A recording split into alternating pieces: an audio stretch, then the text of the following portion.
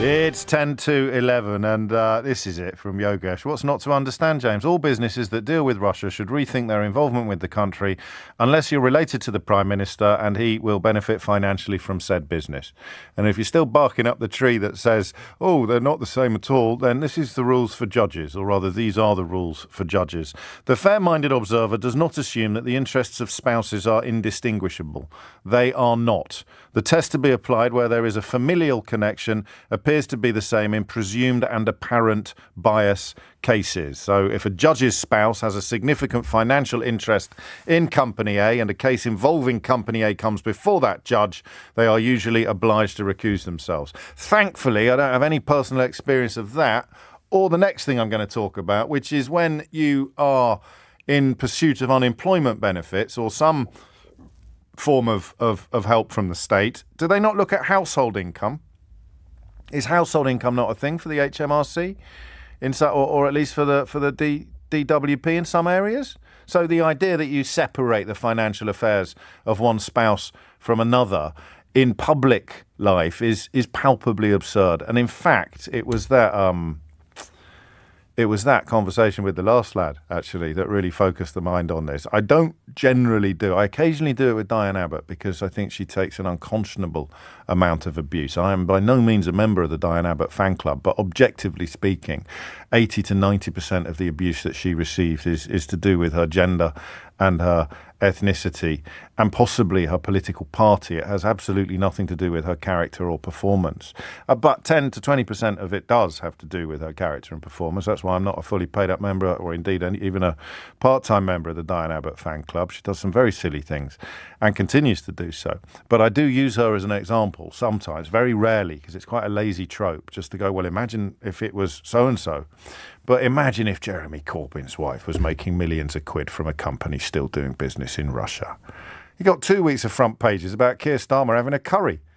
Not a sausage, not a whisper, barely a syllable in the right-wing media about the fact that Rishi Sunak's wife makes millions of quid every year from a company that's still doing business in Russia. And if you think that's fine, why did they say in March that they were going to pull out?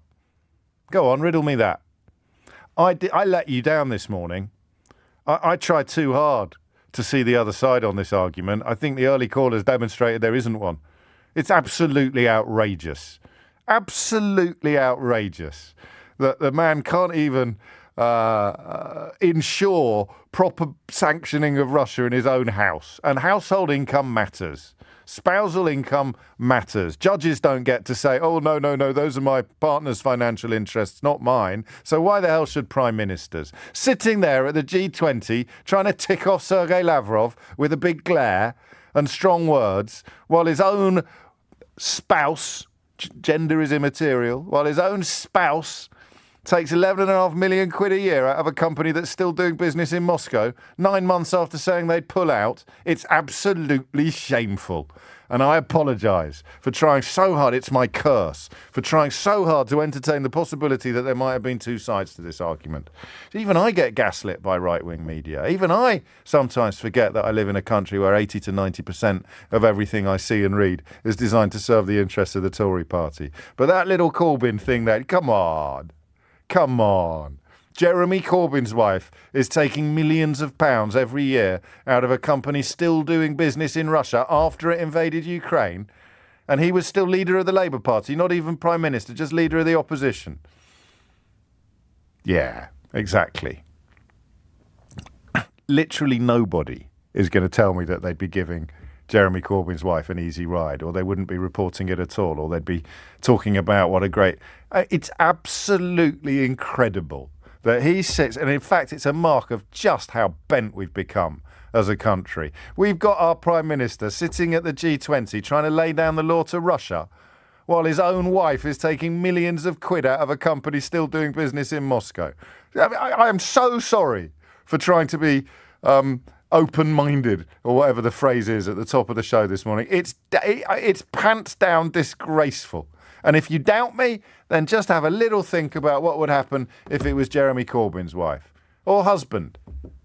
For anyone pretending that there's some sort of Victorian... My socialist friends pretending that there's some sort of Victorian husband telling the wife what to do. In an equal society, husband tells wife what to do equals wife tells husband what to do.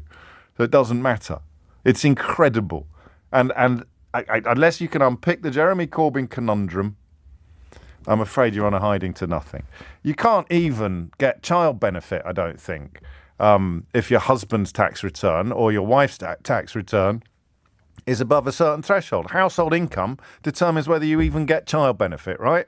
Oh, but it's got nothing to do with whether or not the Prime Minister can take the moral high ground with Russia. Absolute nonsense. I can't remember the last time I've been so embarrassed by an introduction that I've done on the programme. Absolutely pathetic of me to try so desperately to see two sides to this argument. It's stone cold rank behaviour. You can't even get child benefit if your household income is above a certain level. But we shouldn't talk about the Prime Minister's household income coming from Russia while he's laying down the law to Sergei Lavrov and Vladimir Putin at the G20. What a joke they've turned us into.